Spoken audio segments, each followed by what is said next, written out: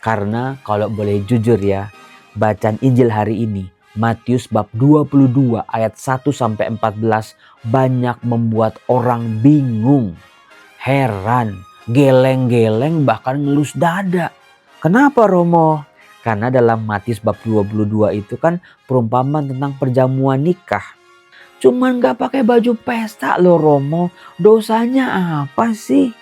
Yuk kita bahas, karena apa yang menjadi kebingungan Anda, orang yang gak pakai baju pesta itulah kunci dari memahami Matius bab 22 ayat 1-14. Salam damai sejahtera saudara-saudaraku terkasih pencinta firman Tuhan. Berjumpa kembali dengan Bible Learning with Father Joseph. Saudara-saudaraku, bagaimana kabar Anda hari ini? Senang rasanya hari ini saya bisa melihat Anda lagi. Membuka telinga Anda lebar-lebar untuk mendengarkan firman Tuhan. Saya berharap bukan cuma telinganya saja yang disediakan, yang dibuka, tapi juga firman Allah yang kita dengar betul-betul merasuk ke pikiran kita. Kita pahami dengan akal budi kita. Kita resapi dalam hati. Dan di situ diharapkan muncul sebuah tanggapan positif terhadap ajakan Tuhan. Tuhan, apa yang kau kehendaki bagiku? Apa yang kau mau Tuhan? Biarlah aku pahami, aku mengerti, aku resapi, sehingga aku manusia yang lemah serba gak ngerti ini bisa memberikan tanggapan yang positif terhadap ajakanmu Tuhan. Karena saudara-saudara, firman Tuhan itu adalah firman yang punya daya ubah. Firman yang mengundang kita. Firman tidak akan membuat kita diam, cuek, menolak begitu saja, tapi mendorong hati kita. Tuhan, buat aku hari ini lebih dekat lagi padamu. Saudara-saudara, saya bikin video ini jam 11 malam hari Rabu. Karena apa? Besok pagi-pagi saya akan mengadakan perjalanan terakhir saya di masa ini, di masa liburan kuliah. Karena saya mau ke Malang, rekoleksi rapat Komisi Kerasulan Kitab Suci Keuskupan Agung Jakarta. Sampai hari Minggu, nanti Senin ngajar lagi. Saya colek dulu nih, siapa yang dari Malang. Kami mau ke Pohsarang, tadinya mau ke Bromo, tapi Bromonya kebakaran bukan? Nggak jadi, kita ke Pohsarang. Nanti ketemu di sana ya sama saya. Saudara-saudara, apa yang bisa saya tawarkan dalam video kali ini? Saya akan menunjukkan kepada Anda dengan pembacaan yang tepat, dengan penafsiran yang diperkenalkan dalam video ini. Mudah-mudahan saya berharap Anda semakin nangkep dalam baca firman Tuhan, Anda gak bingung lagi. Karena kalau boleh jujur ya, bacaan Injil hari ini, Matius bab 22 ayat 1-14 banyak membuat orang bingung, heran, geleng-geleng bahkan ngelus dada. Kenapa Romo? Karena dalam Matius bab 22 itu kan perumpamaan tentang perjamuan nikah.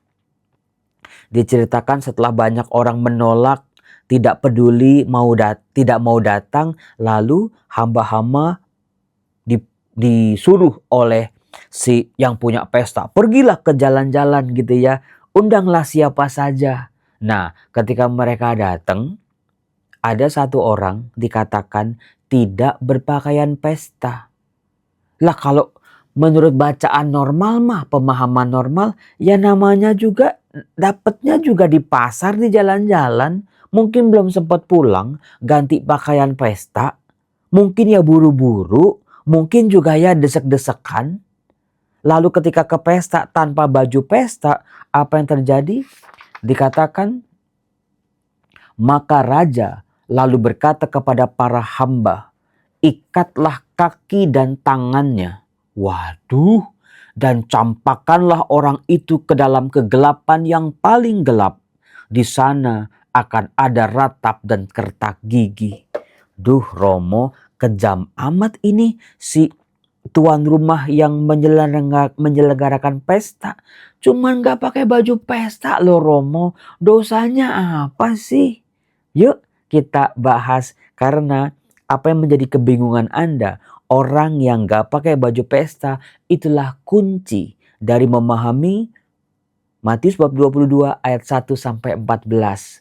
Ada penonton yang ngomong, waduh Romo Yosef sekarang ini dikit-dikit bedah-bedah teks, mengajak umatnya untuk tambah pinter. Bahwa firman Tuhan itu betul-betul ya, teks itu tuh karya seni. Teks Alkitab ya, bukan sekedar sabda Allah saja, tapi dihadirkan dengan kekuatan firman yang luar biasa. Tulisan-tulisan yang betul-betul harus dibedah. Gak bisa cuman baca sekali lalu langsung ketangkep. Saya perlu baca berkali-kali soalnya. Yuk siapkan Matius bab 22 ayat 1 sampai 14. Pinter, Anda sudah ada nih kitab suci di tangan. Saya yakin banyak penonton Bible Learning sudah baca dulu firmannya. Ngerti nggak ngerti pokoknya bacalah. Terus sore hari atau malam hari baru dengerin Romo Yosef bagaimana penjelasannya. Mudah-mudahan setelah dibantuin penjelasan oleh Romo Yosef, oh begini toh, oh begitu toh, makin ngerti Romo, terima kasih. Itulah yang saya baca di kolom-kolom komen. Senang saya kalau ilmu kitab suci, ilmu tafsir yang saya pelajari bisa bermanfaat untuk Anda. Mari kita bahas. Diceritakan di ayat 1. Pada suatu ketika Yesus berbicara kepada para imam dan pemuka rakyat. Konteksnya beda nih. Kan kalau kemarin-kemarin Yesus berbicara kepada siapa? Pinter, Anda masih ingat, Anda menyimak luar biasa kepada para murid Romo. Sekarang enggak, kepada para imam dan pemuka rakyat. Pejabat-pejabat, pemimpin-pemimpin religius, para imam-imam kepala yang sangat dihormati oleh rakyat kebanyakan. Mereka-mereka ini yang sebetulnya punya privilege, kedekatan mereka dengan Allah, dengan memakai perumpamaan. Sama kepada para murid pakai perumpamaan, kepada para imam dan pemuka rakyat juga pakai perumpamaan. Ia bersabda, hal kerajaan surga itu seumpama seorang raja yang mengadakan perjamuan nikah untuk anaknya. Itulah perumpamaan Yesus. Ia menyuruh hamba-hambanya memanggil orang-orang yang telah diundang ke perjamuan nikah itu.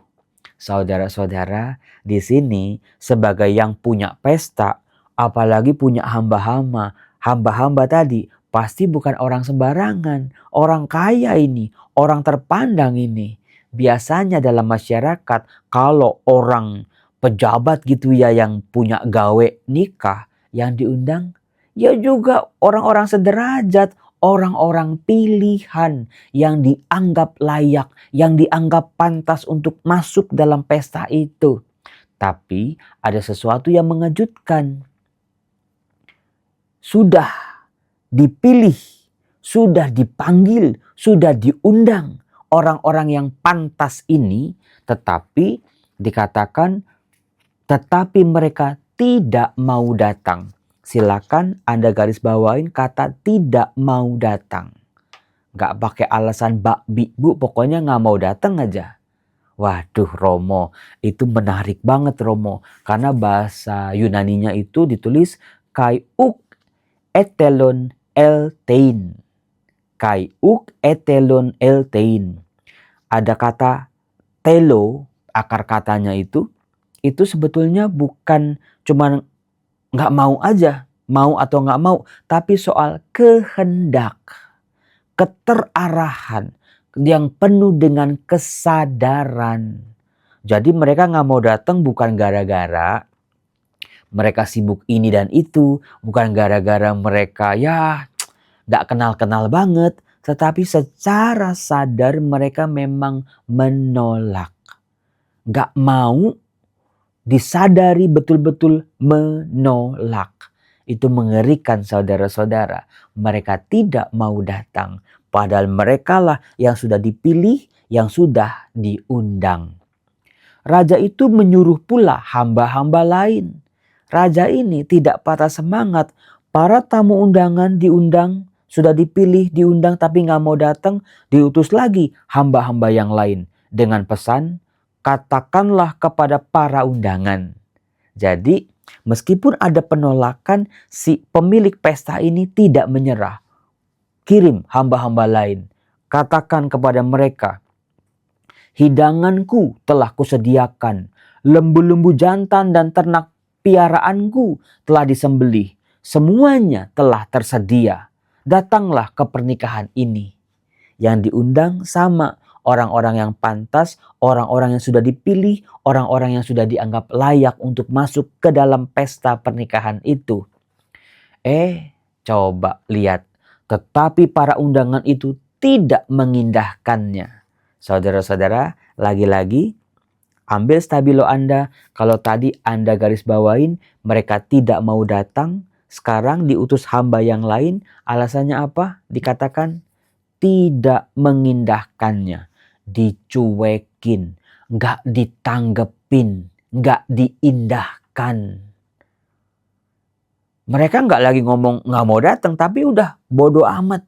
Sikap tidak peduli. Aduh. Kalau yang tadi tidak mau datang, sekarang tidak mau peduli lagi. Ada yang pergi ke ladangnya, ada yang pergi mengurus usahanya. Saudara-saudara, saya tanya kepada Anda, pergi ke ladang tindakan baik atau tindakan jahat? Ya baiklah Romo. Ngurus usaha baik atau jahat? Ya baik juga sih Romo, itu kan kehidupan harian. Setiap hari orang pada zaman itu ya ke ladang ngurusin usahanya. Sesuatu yang baik. Saudara-saudaraku, seringkali kita berpikir, kita menolak, kita acuh tak acuh terhadap perintah Allah. Itu bukan cuma gara-gara kita melakukan dosa berat. Bukan melakukan sesuatu yang jahat sekali. Kadang-kadang kehidupan harian yang baik-baik itu pun saking penuhnya, saking padatnya, kita tidak lagi mempunyai rongga, tidak lagi punya tempat buat Allah. Jadi kehidupan masyarakat modern ini baik ya baik, mereka nggak jahat kok, baik. Karena mereka mencari yang baik kan, ke ladang, ngurus usaha.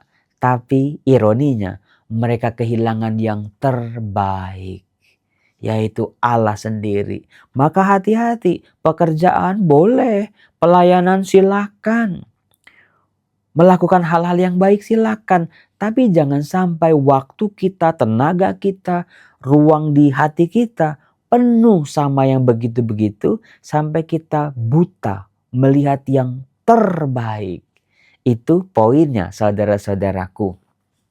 Nah, kita lihat di sini ada sebuah eskalasi, peningkatan yang tragis sekali. Kalau tadi yang pertama tidak mau datang. Yang kedua tidak mengindahkannya. Lalu lihat coba. Dan yang lain menangkap para hamba itu, menyiksa dan membun-bunnya. Apakah Anda bisa berpikir di sini sejenak dengan daya kritis Anda, emang sampai segitunya harus dibun-bun? Si hamba-hamba yang nyuruh, yang maksa untuk datang ke pesta, sampai harus di gitu? Nih orang, apa orang sih ini sebetulnya nih? Mereka gak mau datang, mereka acuh tak acuh, tapi ngapain sampai saudara-saudara?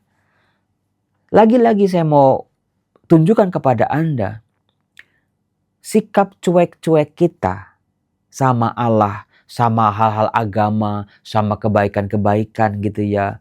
Diri kita udahlah ngurus masing-masing, udah asal gak ngerecokin satu sama lain. Udah lu gua, bahasa zaman sekarang ya. Lihat di sini. Kalau hal itu dibiarkan, lama-lama manusia bisa jadi jahat. Itu pesannya. Hati-hati, segala yang baik belum tentu sungguh-sungguh baik. Segala yang baik belum tentu juga membantu kita untuk melihat yang terbaik, yaitu Allah sendiri. Ketidakmampuan kita untuk mendengar, keengganan kita, ketidakpedulian kita, kalau dibiarkan pelan-pelan membuat manusia menjadi jahat. Maka kalau dari anak-anak ya, Anda yang punya anak, Anda yang punya cucu, hati-hati banget. Kalau Anda lihat anak cucu Anda punya gelagat-gelagat, misalnya egoisnya, mau menang sendiri, nggak mau disalahin misalnya ya, suka mukul misalnya. Hati-hati kalau dibiarkan, tidak pernah diajarin, tidak pernah dikasih teladan, contoh yang baik, lama-lama bisa jadi jahat. Maka orang-orang yang betul-betul menangkap, bahkan membun-bun tadi, menyiksa hamba-hamba, langsung berhadapan dengan murka si raja tadi. Namanya juga raja, dia pengusaha, penguasa. Ia menyuruh pasukannya ke sana untuk membinasakan pembunuh-pembunuh itu, membakar kota mereka. Saudara-saudara yang terkasih, keengganan kita, penolakan kita, konsekuensinya berat sekali, luar biasa. Lalu si raja tadi berkata kepada para hamba, perjamuan ini telah tersedia, tetapi yang diundang tidak layak untuk itu. Yang tadinya layak ternyata tidak layak untuk diundang. Sebab itu pergilah ke persimpangan-persimpangan jalan. Yang menarik saudara-saudara, kata persimpangan jalan dalam bahasa Yunani itu bisa juga diterjemahkan jalan yang paling ujung, jalan yang di pinggiran sana. Jadi arah orang-orang yang diundang berubah di sini. Bukan lagi orang-orang penting, orang-orang yang dianggap pantas dan layak, yang merasa dekat dengan Allah, bergeser ke orang-orang pinggiran, ke orang-orang kecil, ke orang-orang yang dianggap tidak layak, tidak memenuhi kualitas untuk masuk ke perjamuan pesta.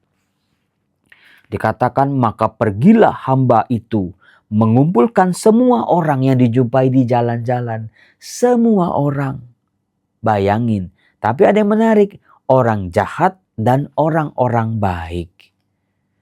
Yang jahat disebut duluan, bukan? Jadi semua akan dipanggil. Mau yang jahat, mau yang baik, semuanya akan dipanggil. Sehingga penuhlah ruangan perjamuan itu dengan tamu. Anda pasti masih ingat, banyak yang dipanggil, sedikit yang dipilih. Sekarang semua orang-orang di jalan-jalan diajak, diundang untuk masuk, sehingga ruangan pesta menjadi penuh. Beda kan sama yang banyak dipanggil, sedikit yang dipilih? Ketika raja masuk hendak menemui para tamu, ia melihat seorang tamu. Satu orang yang tidak berpakaian pesta. Ia berkata kepadanya, hai saudara, bagaimana saudara masuk tanpa berpakaian pesta? Tetapi orang itu diam saja. Ada hal yang menarik dari kalimat ini. Yang pertama, dia tidak berpakaian pesta. Yang kedua, dia disapa oleh si raja dengan ungkapan saudara. Anda pasti ingat siapa-siapa saja yang disapa sebagai saudara dalam Alkitab. Yudas disapa oleh Yesus sebagai saudara. Apa yang bisa kita pahami di sini, saudara-saudaraku? Ternyata ya, yang mau diungkap di sini adalah bukan cuma kita jauh dari Tuhan, bukan cuma gara-gara kita jarang ke gereja, bukan cuma gara-gara jarang kita nggak pernah baca kitab suci. Ternyata orang-orang dekat yang dianggap sebagai saudara, merekalah yang tidak memahami arti dari pesta, arti dari sebuah undangan, arti dari sebuah keterpilihan. Diundang masuk dalam perjamuan. Justru penolakan datang dari orang-orang yang sudah masuk, yang sudah menanggapi, tetapi tidak melakukan apa-apa. Diungkapkan dengan pakaian pesta. Cuma satu orang. Di antara semua orang sampai ruangan penuh, cuma satu orang. Artinya begini saudara-saudara, banyak orang sudah dipanggil. Banyak orang sudah menanggapi panggilan Allah. Banyak orang sudah masuk dalam relasi dengan Allah. Tetapi tidak berubah. Nale. itulah si orang yang tidak berpakaian pesta. Dia tidak mengalami perubahan apa-apa. Udah ke gereja, berdoa, udah ekaristi, sudah baca firman, sudah semua kegiatan di gereja sudah dilakukan. Tapi dari dalam hatinya tidak ada perubahan apa-apa. Itulah pakaian pesta dalam arti yang sesungguhnya, saudara-saudara. Firman Allah, undangan Allah, ajakan Allah untuk kita manusia yang tidak pantas ini masuk dalam relasi dengan Dia, menuntut kita untuk berubah, bertransformasi. Jangan diam saja. Karena apa? Dikatakan setelah ditanya sama si raja, kenapa kamu bisa masuk ke dalam perjamuan pesta? Orang itu diam saja. Nah, kata diam saja dalam bahasa Yunani itu sama ketika Yesus menghardik angin yang sedang berkecamuk itu. Jadi betul-betul sebuah penolakan secara sadar, tidak mau berubah. Hati-hati di sini saudara-saudaraku. Maka itulah yang bisa kita pahami. Ternyata ya reaksi dari si raja ini, kalau tidak terjadi perubahan, respon yang tepat dari kita manusia terhadap undangan Allah itu, maka jangan bangga kita cuma punya nama baptis. Jangan bangga kita ke gereja rajin-rajin. Jangan bangga di gereja kita banyak kegiatannya. Kalau dalam diri kita tidak berubah. Itu dia, gelepak-gelepok, jedak-jeduk gak tuh saudara-saudaraku. Maka dari itu saudara-saudara, kita semua sudah diundang. Kita sudah masuk dalam perjamuan, saatnya kita berubah. Salam damai sejahtera, Tuhan Yesus memberkati Anda semua. Bye-bye.